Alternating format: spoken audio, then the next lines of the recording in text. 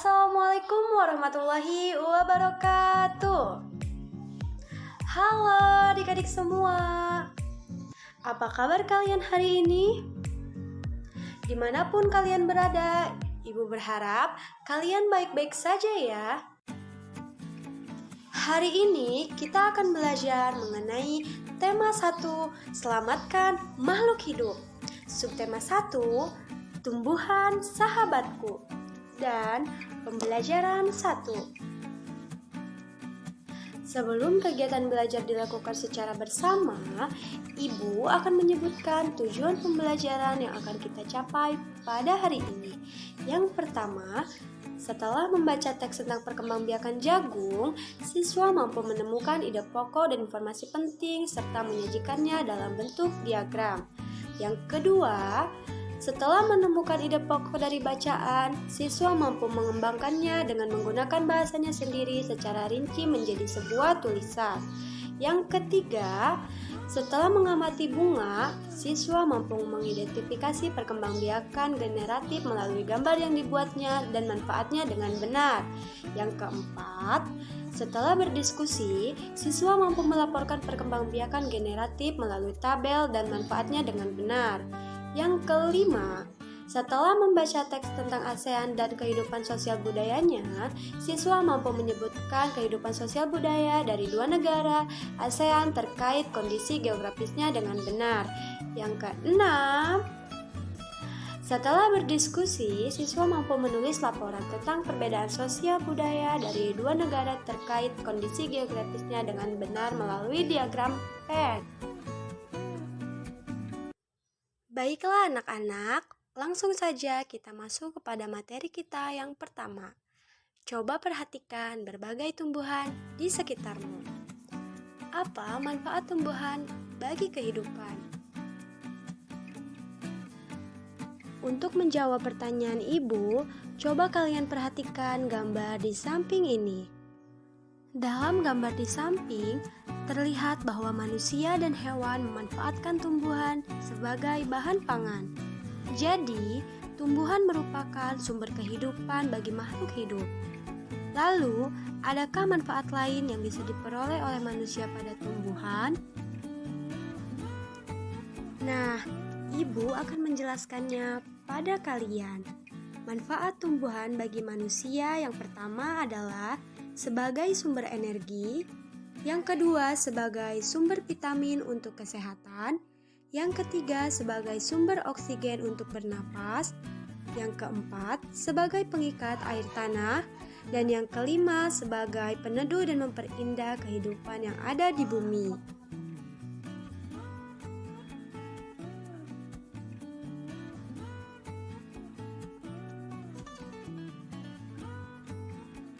Setelah kalian belajar tentang manfaat tumbuhan, sekarang kita akan belajar tentang perkembangbiakan tumbuhan.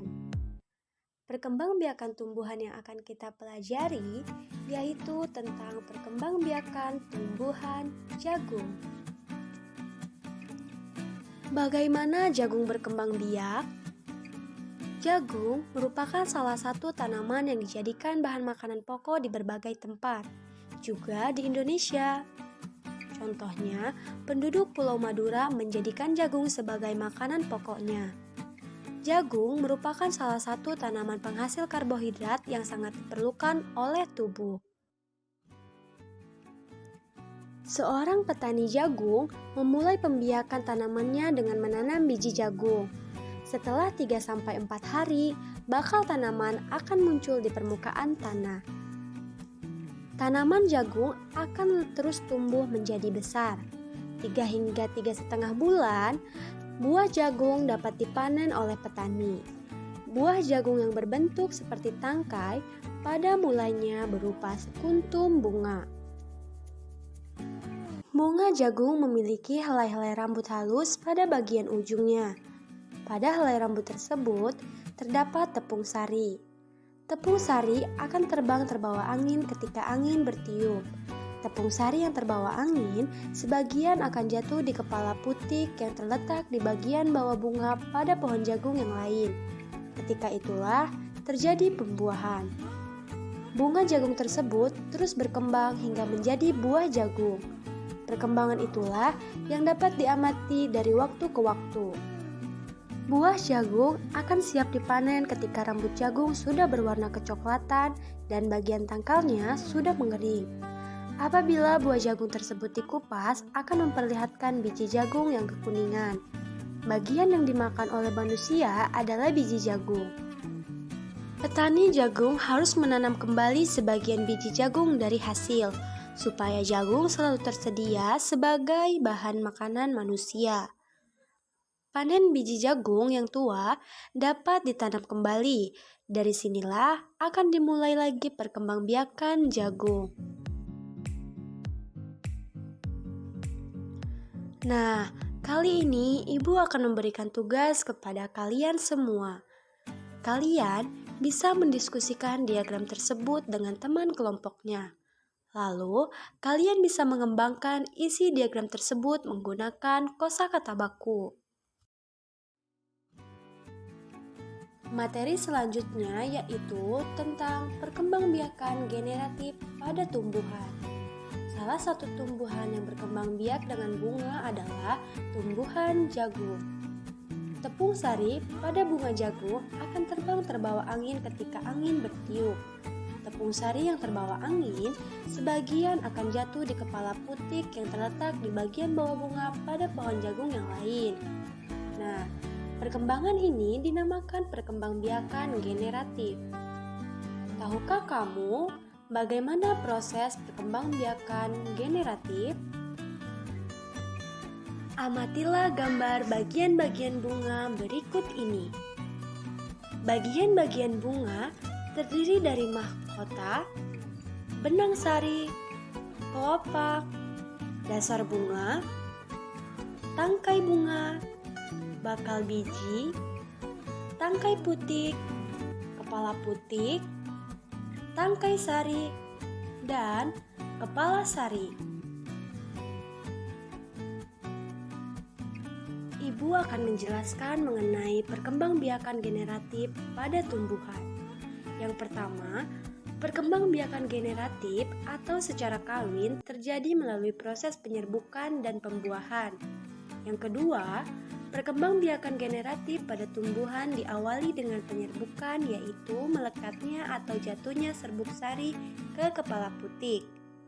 Yang ketiga, setelah terjadi penyerbukan, pada serbuk sari tumbuh bulu serbuk sari yang menuju ke ruang bakal biji.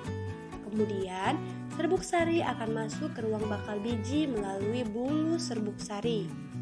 Yang keempat, di dalam ruang bakal biji terjadi pembuahan, yaitu peleburan serbuk sari atau sel kelamin jantan atau spermatozoid dengan kepala putik atau sel kelamin betina atau sel telur.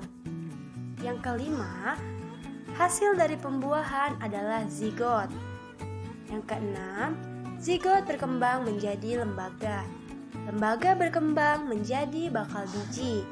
Bakal biji berkembang menjadi biji. Dan bakal buah, kemudian bakal buah berkembang menjadi daging buah. Yang ketujuh, lembaga yang berada di dalam biji merupakan calon tumbuhan baru.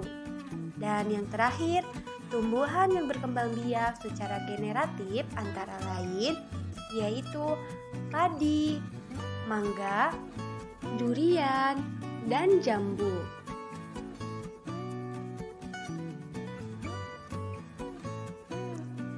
Bunga yang indah dan cantik tidak hanya mekar di negara kita Indonesia, melainkan bisa mekar dan tumbuh di negara tetangga kita.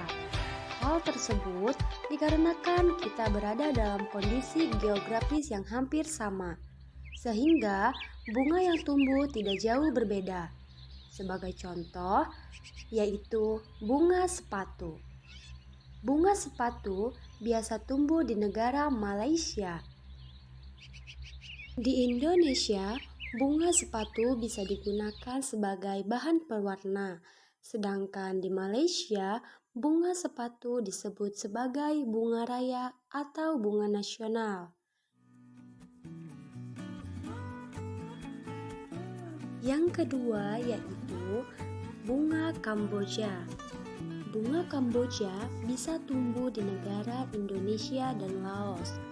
Di Indonesia, bunga Kamboja digunakan sebagai tarian adat yaitu tari Bali. Sedangkan di negara Laos, bunga Kamboja digunakan sebagai dekorasi upacara keagamaan dan penyambutan tamu.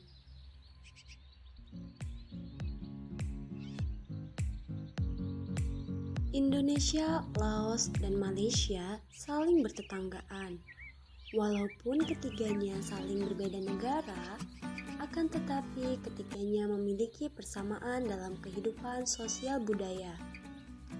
Oleh karena itu, mereka menggabungkan diri dalam suatu organisasi yaitu ASEAN. ASEAN adalah perkumpulan negara-negara se-Asia Tenggara.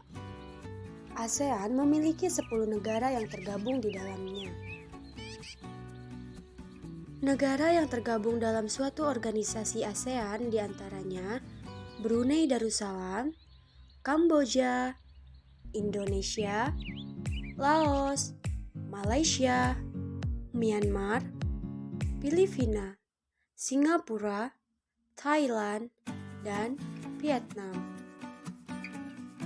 Setelah kalian belajar mengenai negara mana saja yang tergabung dalam suatu organisasi ASEAN, sekarang kita akan belajar mengenai kehidupan sosial budaya masyarakat ASEAN. Dua negara yang akan kita pelajari, yang pertama, negara kita, negara Indonesia. Negara Indonesia memiliki keberagaman etnis, suku, budaya, agama, bahasa, dan sebagainya. Dari Sabang sampai Merauke, masyarakat Indonesia terkenal dengan keramahan dan toleransinya. Dan yang kedua yaitu negara Singapura. Negara Singapura memiliki ciri khas yaitu patung Merlion. Di negara Singapura, 80% penduduknya memilih berjalan kaki untuk berpindah tempat. Salah satu makanan ciri khas negara Singapura yaitu kepiting cabai. Demikianlah materi yang bisa Ibu sampaikan. Semoga materi yang Ibu berikan bermanfaat untuk kalian semua. Akhir kata, wassalamualaikum warahmatullahi wabarakatuh. Sampai jumpa anak-anak.